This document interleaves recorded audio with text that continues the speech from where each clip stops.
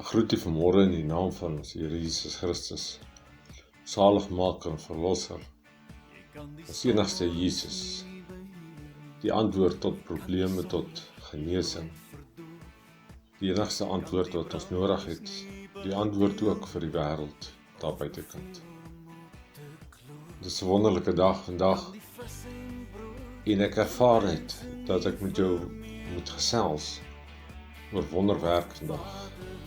En dat jou ore moet spits op wat Jesus vir jou kan doen. Ek wil gaan na die gedeelte van Handelinge. Ons sal onthou dat Handelinge is die vroeë kerk. Daar het verskriklik baie dinge gebeur in daai tyd van Handelinge. En die groot ding is dit wat Jesus gedoen het deur mense. En dieselfde wat Jesus kan doen deur jou en my. Of wat hy kan doen vir jou, wanneer jy dit net glo. Nou wonderwerke gebeur nie net wanneer ons op 'n tydstip is of op 'n drempel is, waar ons nie meer 'n antwoord het en waar ons dadelike ingryping nodig het. Nee, wonderwerke gebeur in ons daaglikse lewens. Daai brood wat jy ontvang het, toe jy hom nie nodig het, of toe jy hom nodig gehad het.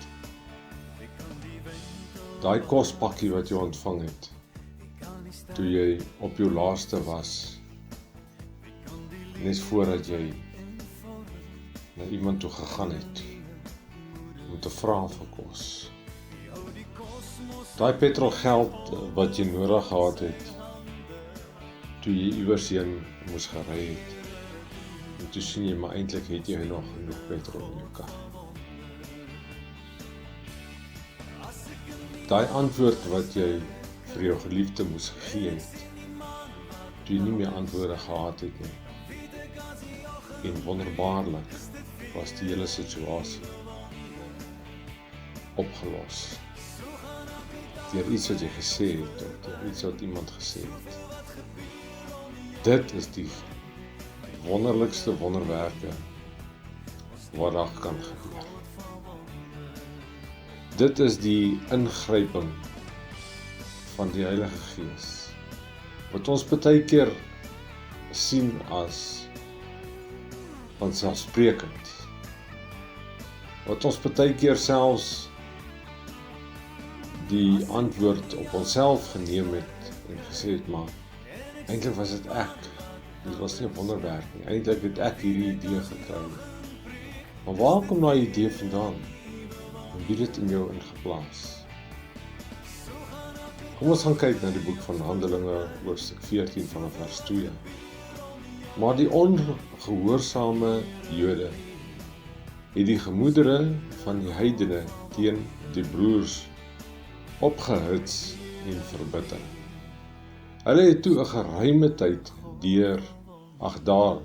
deurgebring en vrymoediglik gespreek in die Here, wat aan die woord van sy genade getuienis gegee het, deur die beskik dat tekens en wonders deur hulle hande plaasvind.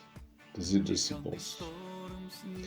En ek wil hê dat jy moet sien hierso, dat die disippels besig was om te doen wat Jesus gedoen het. Want hulle was in sy wil, hulle was in sy plek.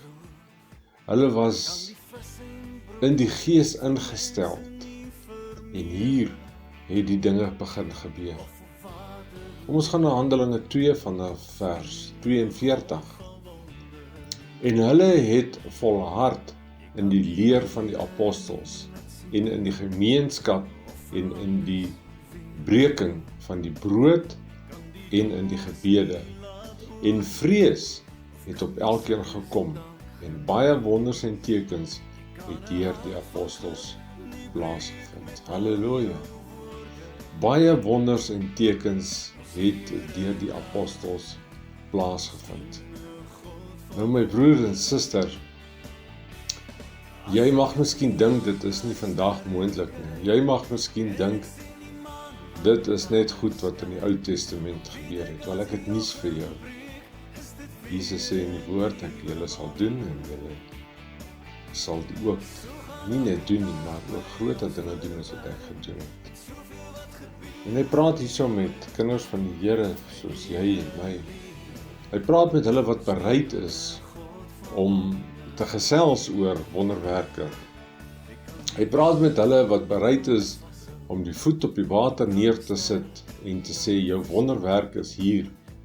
Kyk, dit is gedoen vir jou. Glo dit en begin die wonderwerk uit te lewe. En ek wil vir jou uitdaag as jy 'n wonderwerk in jou lewe nodig het vandag. Kry dit in jou gedagtes en gee dit vir God vanmôre in jou gedagtes. Spreek dit na hom terwyl ons besig is om hierdie woord oop te breek. Gee dit vanmôre vir hom.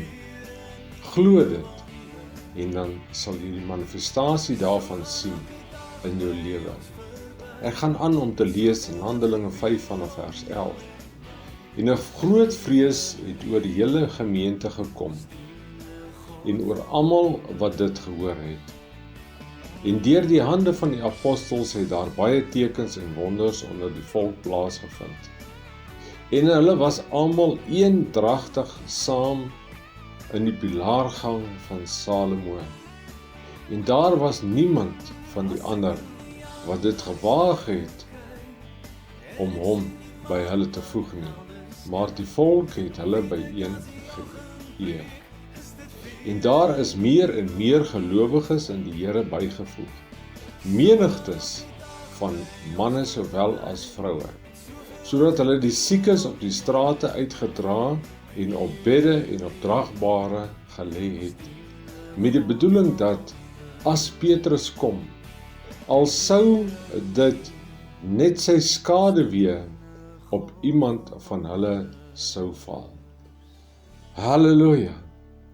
As die skaduwee maar net op hulle sou val, die heerlikheid van die Here is in ons. Die heerlikheid van die Here vul ons wanneer ons in hom ingaan.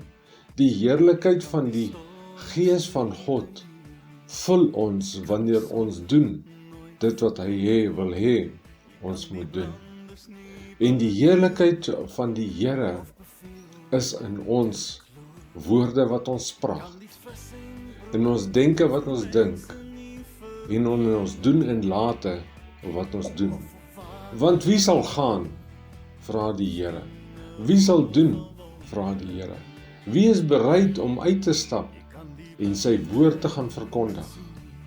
Want hy wat dit doen, moet weet dat die seëninge, moet weet dat die grootheid van die Vader oor hom sal wees of oor haar sal wees. En ek wil spreek vanmôre weer 'n keer dat wonderwerke en tekens sal in jou lewe gebeur. Daai werk wat jy so brood nodig het, dit sal kom omdat jy kind van God is. Daai genesing wat jy nodig het, ons het gister gepraat oor genesing, dis besig om plaas te vind in jou lewe. Daai verhoudings wat verbrokkel het, dit sal herstel word, bonatuurlik, deur die wonders van die Vader in die hemel. Daai huis wat sy huur jy nie kan betaal nie, dit sal hierdie maand vir jou verniet gegee word. En dit sal deur iemand wel betaal word. Moenie jou bekommer daaroor nie. Die kombuiskaste wat nog tog net nie wil volkom nie, dit sal volkom in die naam van die Vader, die Seun en die Heilige Gees. Daai kinders wat nie werk kan kry nie, die Here gaan vir hulle sorg en vir hulle werk gee in die naam van die Vader. Maar tot dit gebeur, sal hy vir hulle voorsien, omdat jy glo. Kom ons gaan na die laaste skrif toe in Handelinge 15 vanaf vers 10. Nou dan, waarom versoek julle God deur op die nek van die disippels 'n juk te lê, wat ons vaders en ook ons nie in staat was om te dra nie? Maar ons glo dat ons deur die genade van ons Here Jesus Christus gered word op dieselfde manier as hulle ook. En die hele menigte het geswyg en na Barnabas en Paulus geluister, terwyl hulle van al die tekens en die wonders vertel, wat God deur hulle onder die heidene gedoen het.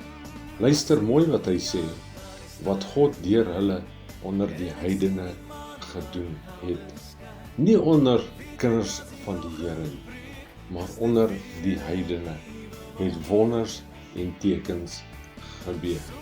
Hulle wat nie eers glo nie, hulle wat nie eers kinders is nie, hulle wat nie eers vir God aanvaar het as hulle saligmaker en verlosser nie.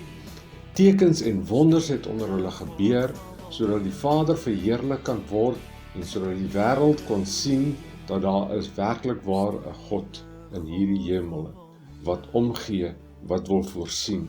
My broer en suster, dit gaan hierso oor dit wat jy sien en dit wat jy nie sien nie, maar dit aanvaar jy en dit glo jy en dit sal gebeur. En ek spreek vandag dat dit wat nog nie in jou lewe gebeur het nie, dit sal gebeur. Dit wat jy partykeer nie eers glo om te sê dit kan nie gebeur nie, dit sal gebeur, omdat God dit vir jou wil doen, sodat hy die heerlikheid en die eer kan kry. In Jesus se naam sal die tekens en wonderwerke in jou lewe gebeur, wanneer jy dit op die minste verwag. In jou drome sal God vir jou wonderwerke doen. In jou stap, in jou daaglikse stap sal God vir jou wonderwerke laat gebeur in jou lewe. In Jesus se naam spreek ek dit oor jou. Jy sal ontvang wat jy nodig het. Dit sal gebeur wat nodig is. Jesus het die wyn of die water verander in wyn. En Jesus kan net so wel enigiets doen wat jy nodig het. Ek spreek dit oor jou lewe. In die naam van die Vader, die Seun en die Heilige Gees. Dankie Here vir hierdie woord. Dankie vir die bevestiging van hierdie woord. Heilige Gees, dankie vir die manifestasie van hierdie woord. Dat dit tot waarheid sal kom en dat ons sal getuienisse hoor van dinge wat in mense se lewens gebeur. Ons gee vir U al die eer vanmôre in Jesus se naam. Amen. Gaan dan, glo, gee jou pakkie vir die Here en sien hoe hy werk maak daarvan.